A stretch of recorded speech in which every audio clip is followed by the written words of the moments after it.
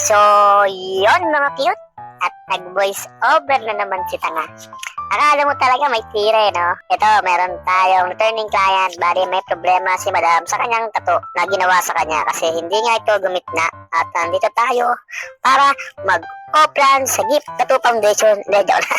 Andito tayo ngayon para i-enhance at i-cover up ang kanyang lumang tattoo at gagawa natin to ng mahika and ang diskarte. So, yun! Let's go! Ayun, ito na nga ang design na napili ni Ma'am at dito, tapos na kami sa cover up. Inuna muna namin yung cover up dahil meron pa tong kasunod na spinal tattoo sa taas at sa baba. Bali, ginawa ko na muna kasi inuna ko na muna yung cover up para at least kasi yun talaga yung main core na gagawin namin para at least kung di niya kayanin, walang problema dahil tapos na kami sa problema niya. At ayun, after namin sa taas, nag-break time muna kami at ayun, balik ulit sa tattoo para tapusin yung pinakabanda sa baba na kanya spinal tattoo. At ayun, ito na ang final result ng aming tattoo.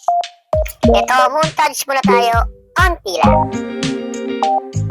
So, yun, maraming salamat sa panonood. Sana po nagustuhan nyo. At kayo, sa mga gustong magpatattoo dyan, magpatattoo na kayo para bukas meron na akong pang-almusal sa umaga.